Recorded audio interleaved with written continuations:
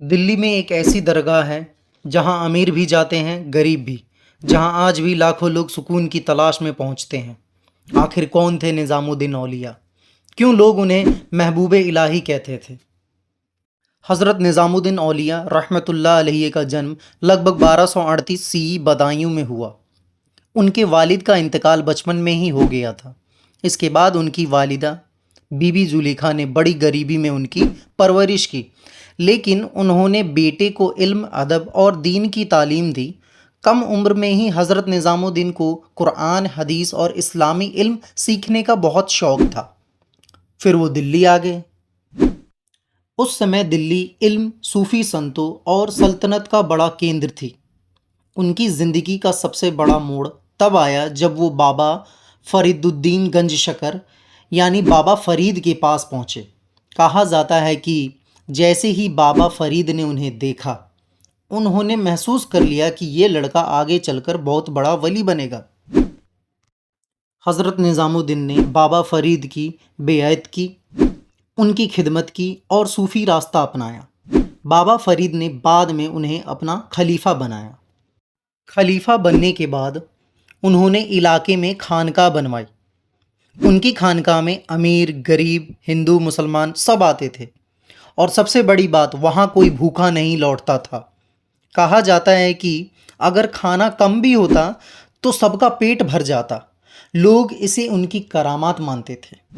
انسان سے محبت کرو کیونکہ اللہ کی سب سے پیاری مخلوق انسان ہے، یہ ان کی سوچ تھی۔ اور دل نہ توڑو کیونکہ ٹوٹا ہوا دل اللہ کے بہت قریب ہوتا ہے۔ اس دور کے سلطان چاہتے تھے کہ حضرت نظام الدین ان کے دربار میں آئیں، لیکن انہوں نے ستہ اور راجنیتی سے دوری بنائی۔ ان کا مشہور جملہ تھا کہ میرے گھر کے 2 دروازے ہیں، اگر بادشاہ ایک دروازے سے آئے گا تو میں دوسرے سے نکل جاؤں گا۔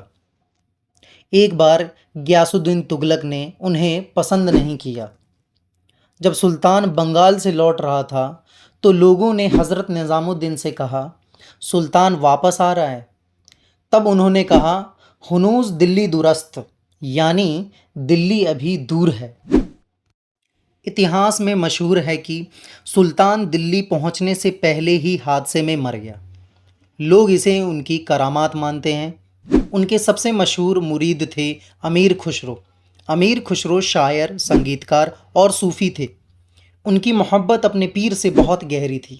1350 میں حضرت نظام الدین اولیاء رحمۃ اللہ علیہ کا انتقال ہوا۔ کہا جاتا ہے پوری دلی غم میں ڈوب گیا تھا۔ کچھ سمے بعد امیر خسرو بھی دنیا سے چلے گئے۔ آج نظام الدین درگاہ دنیا کی سب سے مشہور صوفی درگاہوں میں سے ایک ہے۔ یہاں قوالی، دعا، فاتحہ اور لاکھوں لوگوں کی بھیڑ لگتی ہے۔ انہوں نے لاکھوں لوگوں کے دلوں میں جگہ بنائی، اور شاید اسی وجہ سے صدیوں بعد بھی لوگ حضرت نظام الدین اولیاء کو یاد کرتے ہیں۔ حضرت نظام الدین اولیاء رحمۃ اللہ علیہ کو لوگ محبوب الہی یعنی اللہ کے محبوب کہتے ہیں۔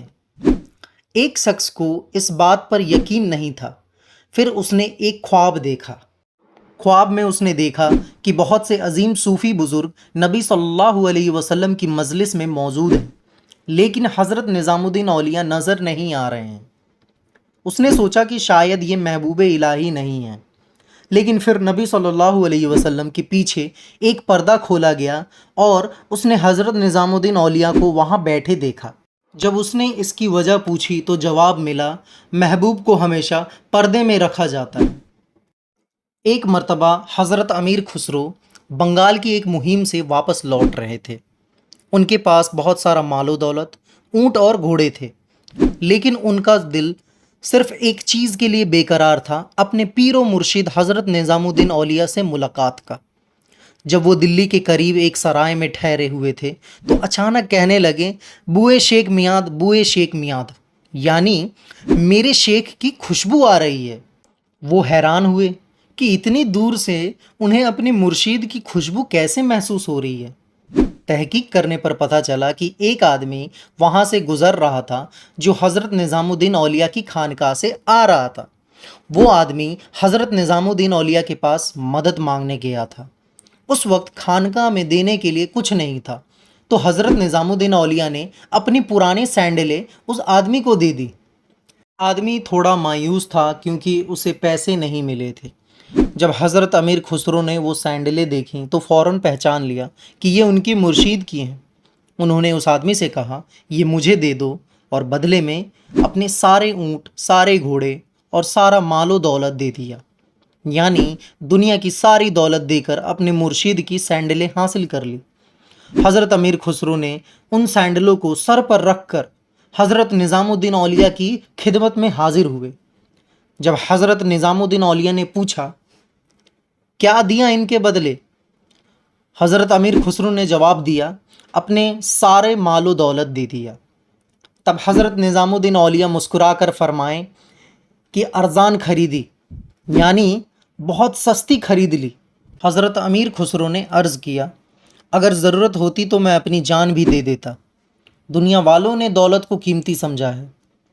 امیر خسرو نے اپنی مرشید کی پرانی سینڈلوں کو ساری دولت سے زیادہ قیمتی سمجھا، کیونکہ ان کے نزدیک اصلی دولت سونا چاندی نہیں بلکہ اللہ والوں کی محبت تھی۔